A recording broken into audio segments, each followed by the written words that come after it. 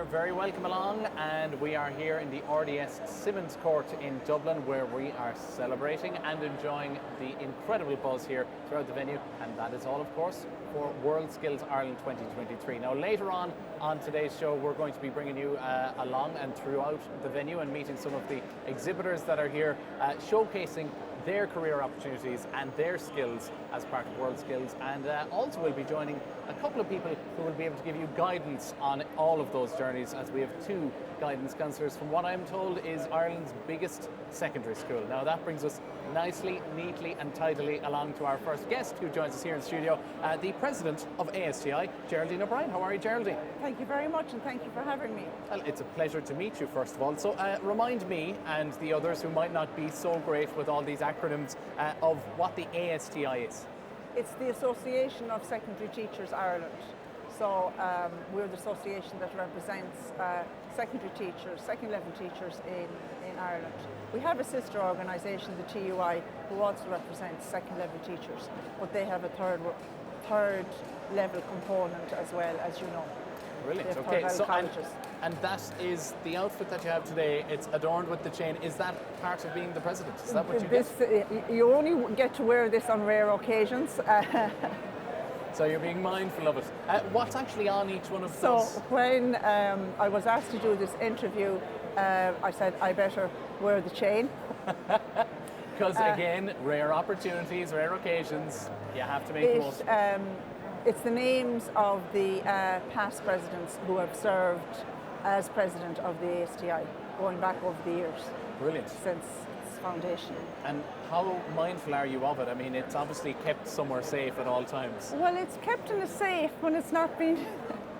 A safe is a safe place, yeah, by name and definition. And I had to retrieve the key to go to the accounts section in the office to retrieve the chain from the safe before I came out here. There you go. So a number of different steps that you have to get to. There's a protocol for the chain. So look, we're honoured to have your presence, but also the chain. I mean, honestly, that's a real honour and a tip of the cap. So thank you for that.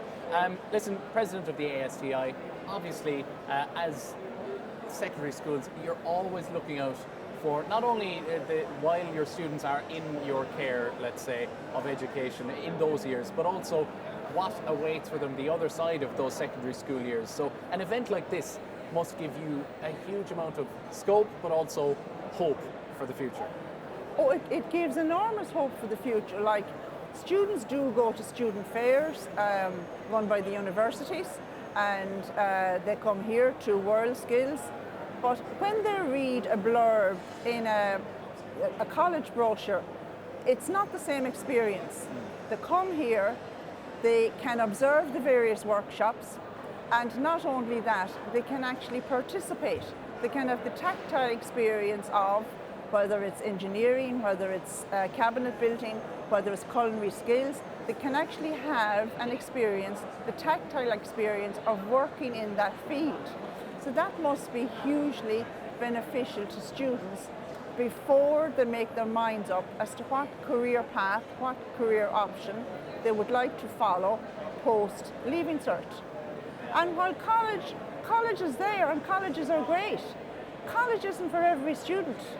And you know, we really need to educate too the mammies and daddies who very often put pressure on students that you must go to college, as in going to a university. But now there are many career pathways for students, and an opportunity like this is invaluable.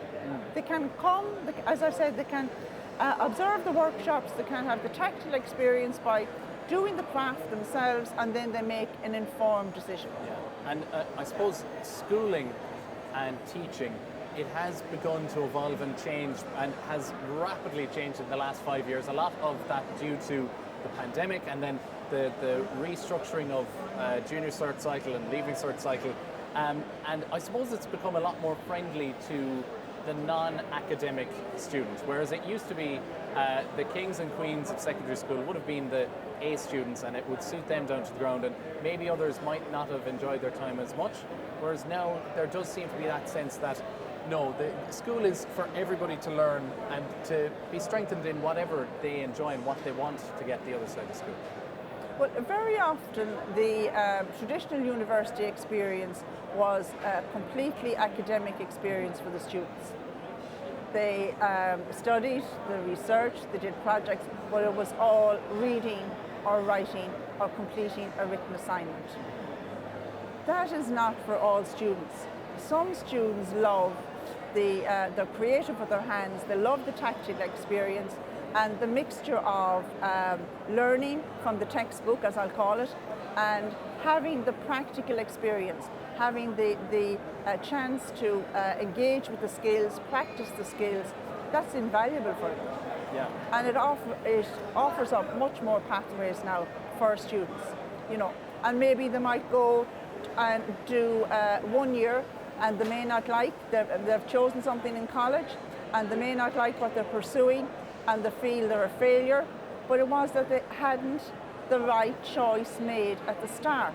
Whereas now, something like this, they can come, they can experience it, and they can make much more informed decisions. Yes, and that's a good point, because the CAO, I mean, it's something that a lot of households, this will be a huge talking point and a worry point for them over the next few years as they look towards, you know, finishing that secondary school cycle. And I suppose when you're out of that journey, you don't think about the CAO form, but it's a real daunting task to be seeing all of these courses in all these different parts of the country and all these different career opportunities. Whereas, as you say, coming to an event like this, you actually get to see what these places might look like, how they would work, and how they would suit you. So really a key thing for students and teachers to be doing is to be getting their eyes and ears at these events.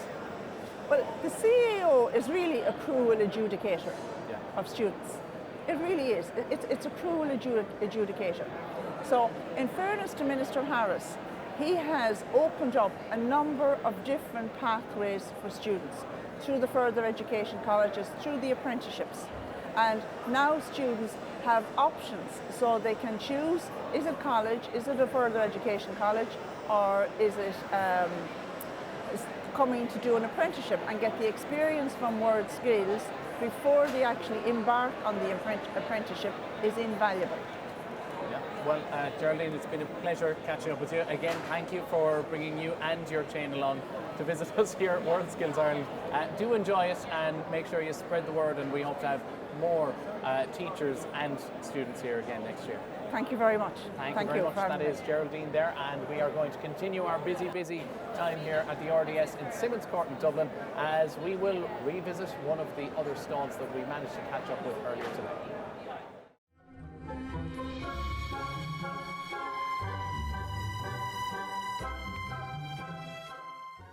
There is no more serious business than baking a cake. Isn't that right, Sheila? That's right, that's right. Cake is business. And look, Serious people business. look at me, they say he's never baked a day in his life. Well, lockdown happened, and Baking with Brendan was a feature on my radio show with Radio Kerry. So can you remind me exactly what I baked this cake with earlier? Because I kind of forget. Eggs, butter, sugar. Yeah, that's right, yeah. Ice and sugar, etc. And I was very creative You in that were. each panel is actually representative of a course in World Skills. Well, actually, some of the panels are representative of sort of multiple courses. Yes, So that's there's right. kind I of did little that. bits of. Did you forget about that? You see, I've been so busy interviewing so many people, baking so Yeah. many cakes on the side, and So Yeah. the panels were sort of there's over 70 apprenticeships yeah, countrywide. wow, So that was a big ask. That would be a big cake.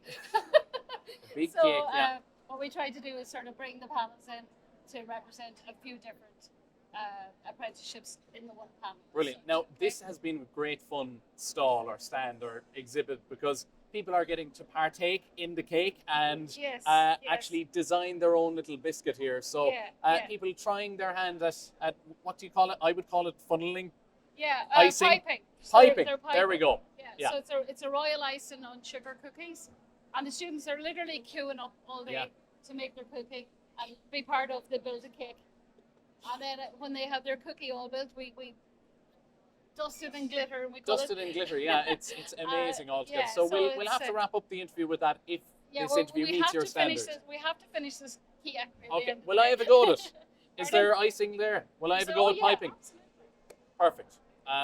And of course, if I was to eat a pie beforehand, I would be the Pied That's Piper.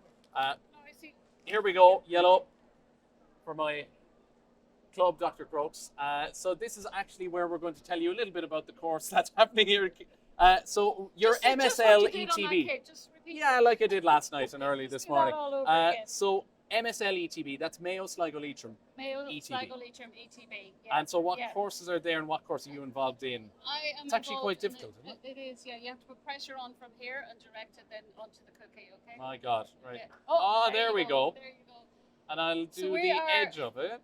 We are MSL ETB. So it's Mayo, Sligo, Leitrim, ETB. Yeah. And I'm a tutor for the Commie Chef apprenticeship in Sligo, end of the Wonderful. MSL ETB. And so it must be great to have these people come through the doors and starting out their journey Oh, it's on this fantastic, career. Fantastic. At the minute, we have 3 different groups of commie chefs at Yeah. 3 different levels of their training. So Brilliant. we've one almost at the end of their training, we've one just started, and then we've one bang on in the middle. Okay. So they've all been very much involved in the creation of this cake with Yeah. their The cat's out of the input bag. and I didn't bake that Oh, cake, sorry, okay? sorry, I forgot about that. I think, strangely enough, I would give myself that exact You number need out to of put it 10 in on, terms of my folks. effort. We want the glitter flitter. Please, yeah, we'll try and make something out of a pig's ear here now. Oh, look at that. Incredible. Round of applause. Thank you. I'm gonna Eventually. stick- Well, I think I've earned a well-deserved break and a holiday and a jet away, but unfortunately, this is just part of another interview, as I should be joined by my next guest. On you come, Dave. Thank you very much, thank you. Thank you so much for having me aboard this part of a plane, which is a Boeing 737. right and Yeah. was actually in use once upon a time. It was indeed, yeah. So how did you get your hands on this? Believe it or not, one of our customers in Shannon had to part out the aircraft, and we asked him for the training school, can we get a section of it? And he said, definitely, yeah. Okay, so and this is the idea of it, is that you have obviously what we're familiar with as On this side, yeah. passengers. You've got your, the paneling and windows and still everything there. But then over there you have the What it looks more like. important parts, the innards of the plane, the workings, Exactly, the wires, and everything engineering-wise. So Exactly, yeah. this is what you're teaching in the school. Yeah, so what we're here promoting today really is 2 routes to get into aircraft maintenance. One is through an apprenticeship, and the second is through a traineeship. And the apprenticeship is a 4-year model, and the traineeship is a 2-year model. So it suits certain people maybe don't want to commit to a 4-year program, and they can do a 2-year one, and they still get a career in aircraft maintenance in 2 years from start to finish. Okay, so with the apprenticeship, you could start from scratch. Yeah. The traineeship, do you have to have some sort of a background? No, in... the entry requirements are the same for both the apprenticeship and the traineeship. You have to have generally passed your leaving certs. We'll test you. Okay. We'll put you through an aptitude test program, practical assessments, interviews, and that. Exactly the same as the apprenticeship. Right, and so you're based in Shannon. Yeah, so AAG, Atlantic Aviation Group, are based in Shannon Airport. But we have a big training academy there, so we do training in Shannon, and we also run the traineeship for the City of Dublin Education and Training Board, as well as the Limerick and Clare Education and Training Board, both in Shannon and in Dublin. Okay, wow. So this, I'm guessing, is a very, very popular, high in demand course. I mean, between the apprenticeship, traineeship, and also the career opportunities that are on the other side of that. It must be really, really popular. It's huge. Before COVID, there was a massive demand for people to get involved in aircraft maintenance. COVID threw a spanner in the works, obviously, for everyone. But since we have recovered from COVID, the requirement for getting people to come into aircraft maintenance as a career has jumped hugely. And in fact, we can't meet the demand still in Ireland. So I tell new trainees that come into the system, I say, it's a job for you to lose. That's how secure it will be if you get onto an aircraft maintenance apprenticeship or a traineeship and get a career in aircraft maintenance. We just can't get enough people. We want the right people, obviously, and once you get in, the career options are huge. It's not just going to be working on aircraft for the rest of your days. It can be, you can get more qualified in it, but you can branch off into technical services, you can go into management, you can go into training, engineering, planning, aircraft leasing, continuous works management. So the opportunities are huge. And the cool thing about it is that companies like AAG will sponsor an employee to go back to college and get maybe a 3rd level qualification that is suited to the career they're actually in or want to progress further in that industry. That's the cool thing about aviation. Brilliant. And that whole combination of education, employment, and that balance continuing as you go down the line, it's a brilliant thing to actually find in your career, isn't it? Oh, it's just, aviation is an addictive industry. And like, I'm in it over 30 years. I didn't think I'd be here this long, but that's what it is. And you generally tend to find that if people come into our industry, they don't tend to leave it. They move around in it, but they stay in it. That's how addictive aviation is. And if you want to travel, yeah, it's the place to go. If you want to see technologies constantly changing, like you see this 737 we have here, it's made out of aluminium. I have a section behind me here on the wall, which is from the 787, and it's composite, where this aluminium fuselage is being replaced by a composite structure. And that's the way the technology is moving along the whole time. You have fly-by-wire, and now you have fly-by-light. That's the way it's going. So anyone who comes into our industry are going to constantly learn until the day they leave the industry or retire. Well, you know where to find us. It's in Shannon, but also you're here In today, Finglas, tomorrow, yeah. and once you have liftoff, you're going to keep on flying, I reckon.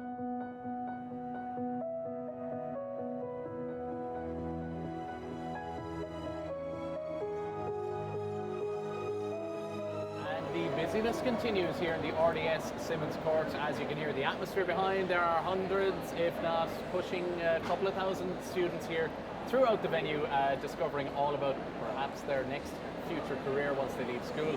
And in order to choose that, obviously they can visit the stalls throughout the venue, but also they need some guidance. And we are joined by two guidance counsellors from Ireland's biggest school, which I did not know was in County Wexford, in Gorey. So tell us exactly which school you're both.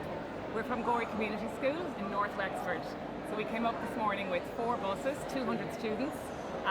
We're all attending here this morning and then going over to higher offices in the afternoon. We're delighted to be here in World Skills Ireland. Yeah, and you look like you're having a great time. So we have 18, we have Daphne. Daphne, you were here last year with Yes. a smaller group of students, and Yeah. then you said, this was brilliant. Absolutely. Let's bring more next time.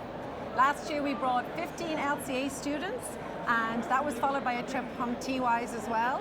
And the feedback was just amazing. The students loved the visual, the interactiveness, you know, seeing the apprenticeships, you know, in stands, you know, watching them. And so we brought back 200 students this year, 200 sixth years.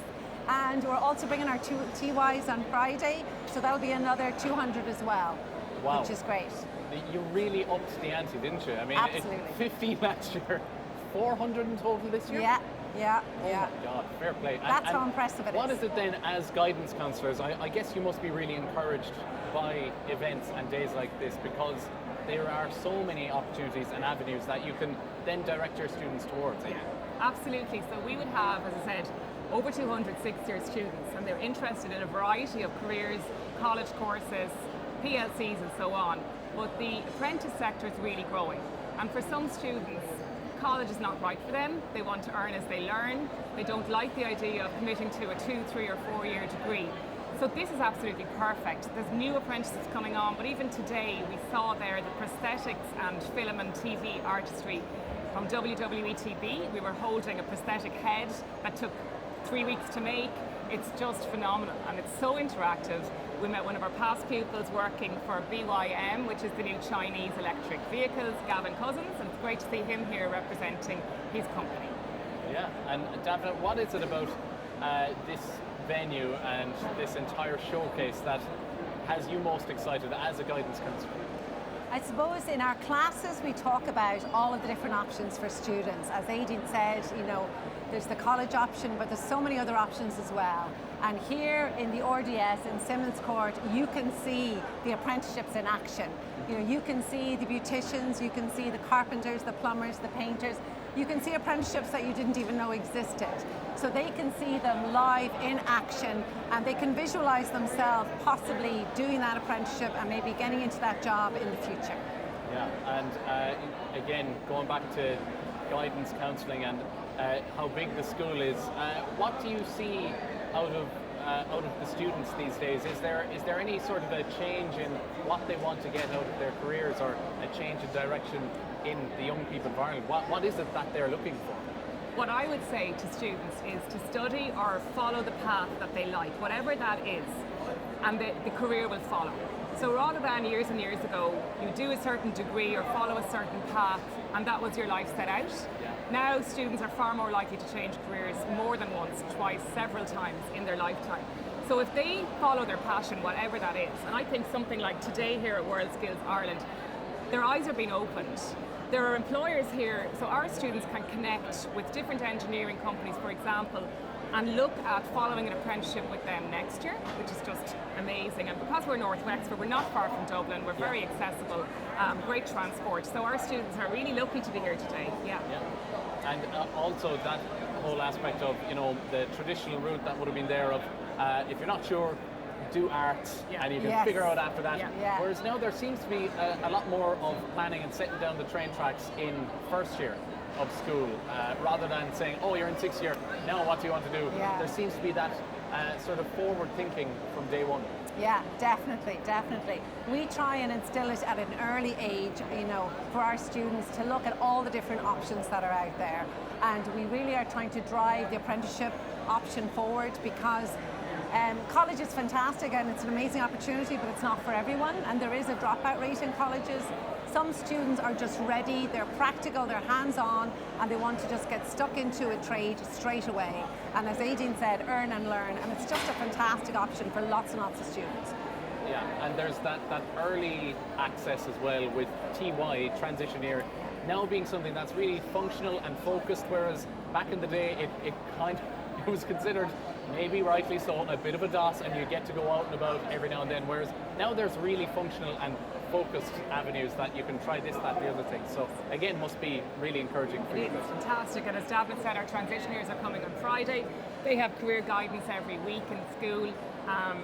They will attend our College Information Day in November. So we would be very much about getting the transition years on the path, and most students do transition year now, so that's fantastic for them as well. And in addition, transition years have work experience. They have 2 blocks in the year. So seeing the WorldSkills Ireland today opens up their eyes that maybe they can connect with their local tradesman, their carpenter, their plumber, and maybe get some work experience to see if that's the path that they want to continue in. Yeah, well, the event has been incredibly popular this year. That's a cap it at 30,000 over the 3 days. Yeah, so amazing. if there's a teacher that's looking at this online and saying, oh, next year will I, won't I, what would you say to them down the lens of camera 2 if you want to do that and sell it to them for next year? Definitely, bring your students to WorldSkills Ireland. Transition years and 6th years, especially if you can't bring 5th years, but there are younger students here too. It's never too early to start thinking about what you want to do, and to get that hands-on experience that you get here today. They're wearing VR headsets, they're in the middle of different places in their heads. It's just fantastic. We'd highly recommend it.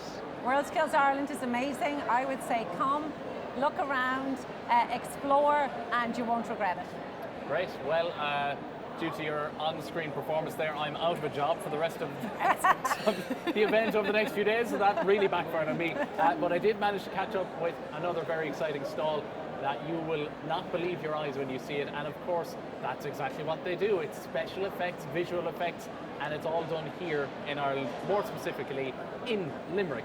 So let's catch up with that from earlier today.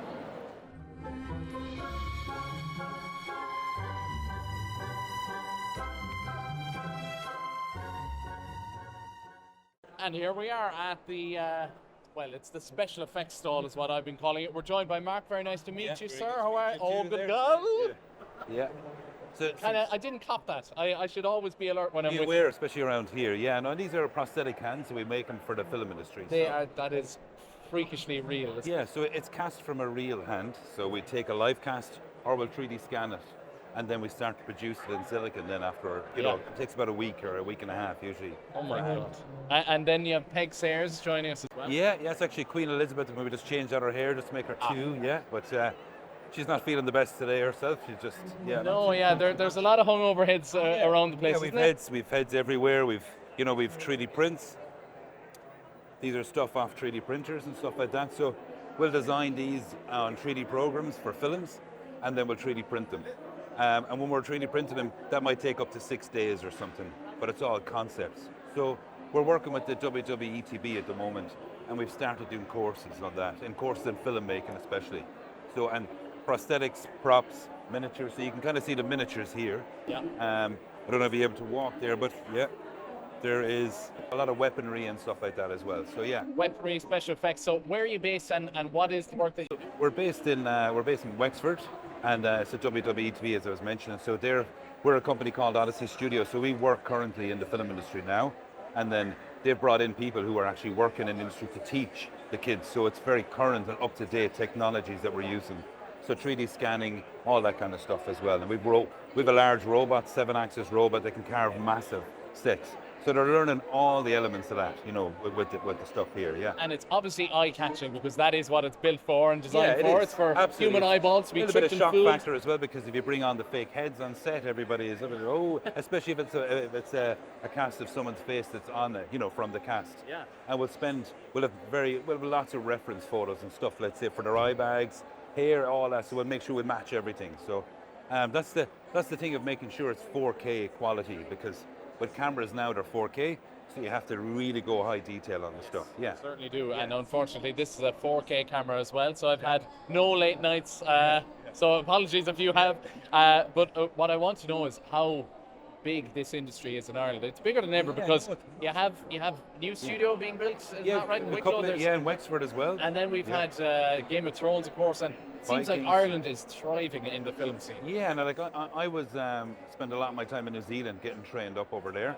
And then when I came back, I started running the prop shops in Ireland, so for Penny Dreadful, Into the Badlands, all these very big hyped shows.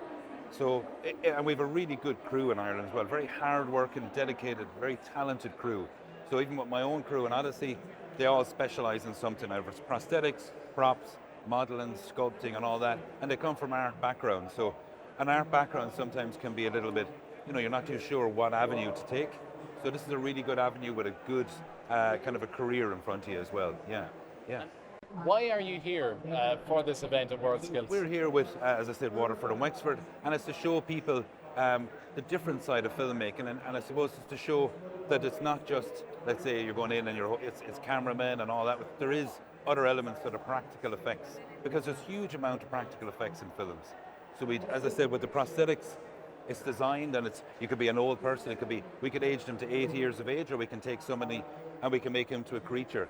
So the idea here is to show people that there's huge avenues in the practical effects industry as well. Yeah.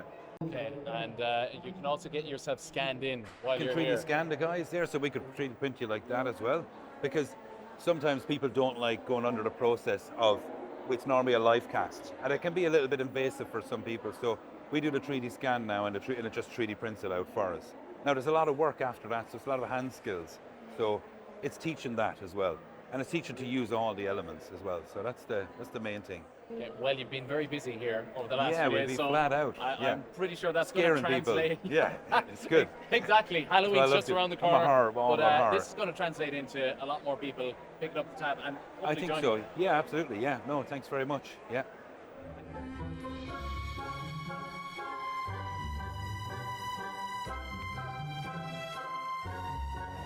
There you have the magic of movies and how it's all made in Munster and Limerick. So big thanks to the gang for telling me that I would make a great orc off camera. So again, I'll take that as a compliment. But now we're joined by another couple of people who have joined us in our studio here. So a big hello to Paul and to Lauren, who are with the Peter McVerry Trust. So we'll talk about how this is being linked in with the competition that's happening here over these few days. But first of all, can you remind us of what the Peter McVerry Trust does? Indeed. Thank you very much for being here, Brendan. Peter McVerry Trust is an organisation that's a national organisation supporting homeless and housing throughout the country. Our heritage, our history is in Dublin. It's been in existence now for around 40 years. Father Peter McVerry, a Jesuit priest, established a support system for young people who were homeless in the inner city of Dublin. Transcend that now to 40 years later, where we're a large organisation supporting homeless people, supporting people in housing. We look after young people in aftercare, in the care system, families and family hubs. We've also a number of preventative services where we're dealing with young people to avoid going into homelessness. So Father McVerry himself would talk about living generously and giving freely of your time and your supports and your systems. And that's something that the Trust would do quite regularly. We are committed to supporting people into homes and out of homelessness. And my particular role within the organisation is to support that journey with a lens of training and employment, so that anyone in our services who expresses an interest in engaging with education, training or employment, then come through our programme, our services, to try and facilitate joining that path together in terms of active employment, active engagement, training and education. So being at an event like this today really strikes a lot of chords for us in terms of making those connections to all the training partners who are here, all the employment agencies who are here, but in particular we're here with a focus to support IWISH and their initiative around supporting an organisation like ourselves through a very practical, a very skills, sustainable oriented support piece that maybe Lauren might say something a little bit about. Yeah, and Lauren, welcome as well. Thank you. Tell me, homelessness and Peter McVerry Trust, unfortunately that problem is just, it keeps on growing from what I understand. So what's the situation like at the moment here in Ireland? Well, I think it's kind of well known that homelessness is unfortunately on the rise in Ireland, so it means that we're busier than we've ever been at the moment. More recently, I suppose, we've brought in a lot of projects that concern sustainability, because obviously climate change is also something that's on the rise, so it's something that we place huge importance on in the Trust. So this project incorporated into this event is really important for us because it's something that incorporates both. We're working along with IWISH and Jones Engineering and GROA as well, have donated a number of materials. So it's a project that incorporates a bathroom upgrade that will happen in one of our own properties in Peter McVerry Trust, with 2 tenants that are supported by our Housing with Support service. And it's really important to us because it incorporates the circular economy. It means that materials that are being used in this project here at WorldSkills are going to be reused in a home in Dublin to provide really meaningful support to tenants who need a more accessible bathroom. So it's really going to make a huge difference to both the people who have experienced homelessness in the past, and also show that, you know, materials at WorldSkills can be reused and can really make a difference to someone's life. Yeah, and that's great. Now, I had not come across the International Water, Sanitation and Hygiene Foundation, that's IWISH that you mentioned there. So it was their idea, I guess, that kind of approached WorldSkills, and you worked together to come up with this sustainable solution to something that is obviously ongoing. So the idea of homelessness and accommodation, that, oh, well, this person's homeless, let's put them into this home, no matter what the condition is, that's not the way that it's done in 2023, thankfully. So you make sure that not only that it's a home, but also it's a suitable home, and this is where the amount of construction work comes into it as well, Paul. And I suppose that's down to a sense of the vision that Sean in IWISH had in terms of making a practical connection to an organisation who are practically oriented. McVerry Trust is practical. Everything that we do is about building people's lives back together again. So anything that's kind of practically oriented is something that strikes a chord with us. We had the conversations with Sean in relation to building a project in our services as an initial step. So our collaboration will go much beyond today and this week into looking at training opportunities with the partner companies like Jones's in terms of apprenticeship, doing career investigation pieces with our preventative services after again today, so that IWISH and the companies in that organisation, that association, can engage in a very practical way and make a difference to, I suppose, organisations who are in the construction sector but don't have all the wherewithal and the resources to support such building projects. So this is an opportunity for IWISH and ourselves to partner in this one task, which is building a bathroom, but we will do so much more in relation to the meeting of minds around the practical support. Father McVerry was very practical 40 years ago, setting up that first hostel in the inner city of Dublin, and here we are today. I've continued that piece, that practically minded piece, engaging with ETBs, engaging with employers, so that we can secure employment. And we've been successful securing employment through retail sector, through customer service sector, through hospitality sector, all of the sectors that are deemed to be struggling with numbers and vacancies. An organisation like ourselves that wants to restart the clock. So that's been very good for us. Yep. We've also engaged in training opportunities with the ETBs across the country. Again, practically minded programs like forklift training, apprenticeship training, cybersecurity training. We've gotten people secured in training places in all of those sectors as a result of that work. All of these skills that you can bring and apply to any job anywhere in the world. Listen, it's been a pleasure talking Thank with you very much. Paul and Lauren of the Peter McVerry Trust. I hope that the competition goes well and everything else. But thank you so much for joining us. Thank you very much, Brendan. Best of luck over the next Cheers. couple of days. All right. Thank you. That is Paul and Lauren joining us here in our studio, and of course the busyness of these few days. It's almost impossible to remember where we were earlier today, but we were indeed somewhere finding about something that could be your next career. So have a look at this.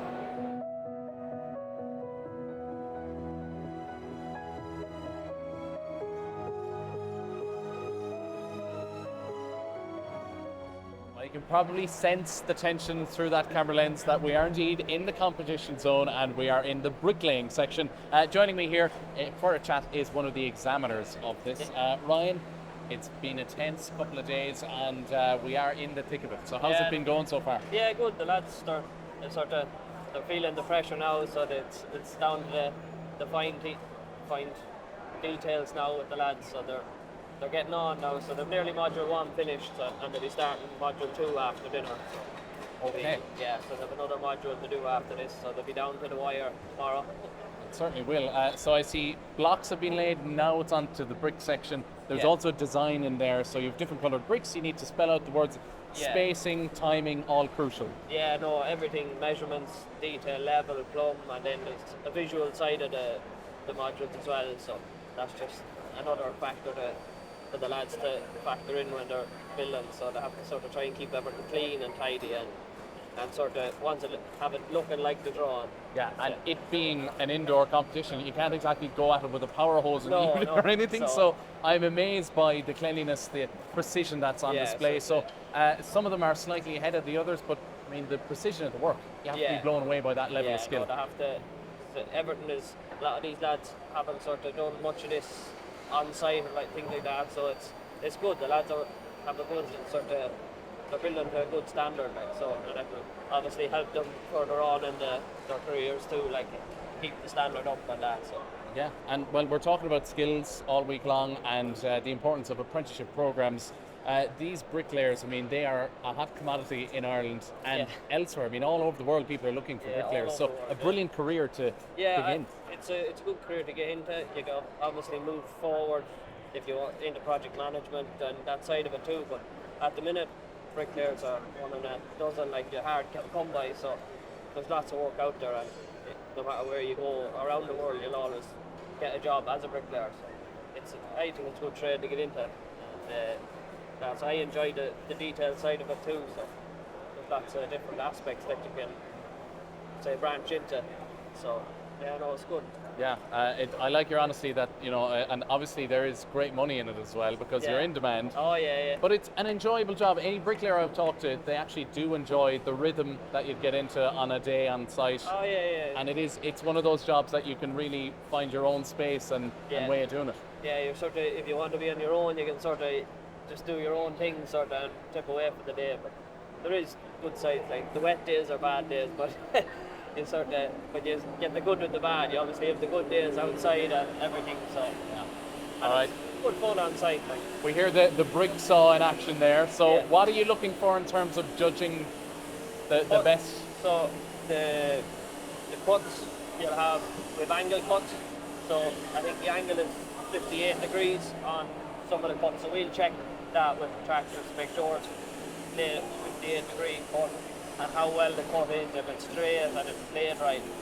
So there's lots of different, you'll have a detail mark and then you'll have a measurement mark. So the measurement will be obviously your angle, and then it'll be checked for 90 degrees then when it's built. Okay, so well, it's all down to you, the expert. Yeah. And it's for us to say, well, here are all the bricklayers in Ireland in the RDS and Simmons Court. So if you want one, come up here and try and rank him into a job down below at the house. Thank you very much, Ryan. Thank you.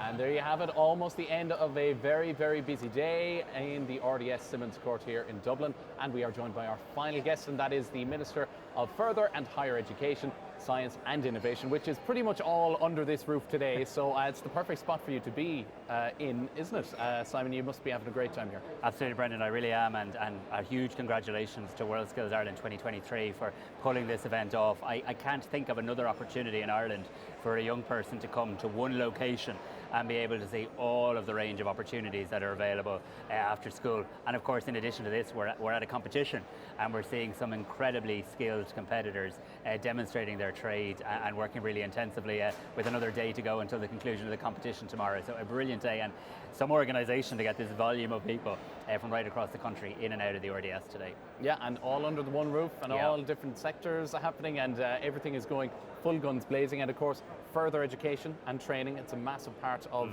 World Skills Ireland 2023. Today you announced a big opportunity and added opportunities for the tertiary degrees, which begun this year. So there was 800 participants. You're looking to double that for next September. So that is twice as many opportunities, and again, that feeds in to some of these programs that we're talking about here today. Yeah, look, I was in 80 secondary schools last year, and you meet young people who are so passionate about what they want to do after school, but then they can sometimes get a bit paralysed by this national obsession with the points race. Now, for some students, you know, you do the Leaving Cert, you get the points, you go to university, and that works very well. But there's also students, in my view, who are missing out, who might make great nurses or great business people or great media people, but they're maybe not getting the points in rote learning exams. And the purpose of the national tertiary degrees now is that regardless of what points you get in the CAO, it's irrelevant to the process. You can get interviewed for your suitability for the degree, maybe you can submit a portfolio, it depends on the degree. You started in a college of further education, maybe like Kerry College, and you conclude it in a university. So it provides you with guaranteed access to a degree regardless of the points you get in the Leaving Cert. Well, that's hopeful for students like me who enjoyed school, but maybe not a brilliant academic student, but like in everything else, and again, in a career like I am in media, difficult to get through and get into if you have a very big degree in your back pocket, might not really translate. So I'm guessing that is why you're passionate about it. It's not just about the academic students, it's about people who are good with skills, as we're here at World Skills. Yeah, look, we have to stop having a kind of narrow conversation around education. This has to be about asking young people, and not so young people, what are you passionate about? What makes it easier to drag yourself out of bed on a Monday morning? What difference do you want to make in the world? And then we, the education sector, have to show you different ways of getting there. For some, that'll be university. For some, it'll be an apprenticeship or a traineeship. For others, it'll be do the degree, but do it through the tertiary system. So it's to get that message out to people. Don't fall for this trap that there's just one way of succeeding or one way of doing education. That idea needs to go out with the dinosaurs, and we need to really modernise education. And that's what the tertiary degrees are about, that's what apprenticeships are about, and that's what showcases like World Skills Ireland 2023 are about too. Yeah. Well, I know that it's a brand new target, and it's going to be met next September, but from 800 to 1600, I mean, looking down the line, are you hoping that this will not just be a certain amount of tertiary degrees each year? Is this something that you would like to see across the board for further education and translating into a higher education degree? Yeah, I want this to become the new norm, that we actually don't just assess people on the basis of the points, but we assess them on the basis of their passion, their interest, their aptitude for what they want to study. Like, second level education is really important in and of itself. It shouldn't just be seen as a pathway to third level education. We have to actually recognise the value of the Leaving Cert, recognise the value of second level education, and then also recognise that there's different ways to get on to third level education. So I can assure you this is just the start. But I think it's a really important start, and huge credit has to go to ETBs, colleges, universities across the country who've really put in the hard yards in turning this from an idea into a reality. Like you say, over 800 students already putting up their hands this year and saying, I want to do my degree that way because that's what works for me. Yeah, and speaking about how degrees will work for people, I mean, degrees will lead to jobs, and jobs will lead into different sectors. I mean, we're looking at a lot of businesses involved in the construction side of things. Obviously, housing crisis, we're in the midst of that. We're looking at solutions. More housing will be coming down the line, but in order to achieve those goals, you need the people with those skills to fill those sites to then build those houses. So this is the crucial part of building Ireland. It is building these apprenticeships. Yeah, look, where I work in the Dáil, we talk about needing to build more houses every day, and of course we do. But if talk built houses, we'd have an oversupply. You actually need people to help build the houses. And we know, because we've done an analysis, 50,000 more people need to work in construction in Ireland by 2030 to reach the targets. Young people care so much about climate as well. 17,000 more people need to work in retrofitting to help make our homes warmer and more environmentally friendly. So these are big numbers. So if you're a young person today, or indeed the parent of a young person today, there are huge opportunities here to get a third level qualification, perhaps an apprenticeship, perhaps a traineeship, and also then get a really well paid job. And crucially for young people, I think, who want to make a positive impact in their country, help us then come and solve the two biggest challenges we face, which are housing and climate. So we need you. Yeah, and you mentioned the amount of people that you need to work in those industries between building new houses and retrofitting.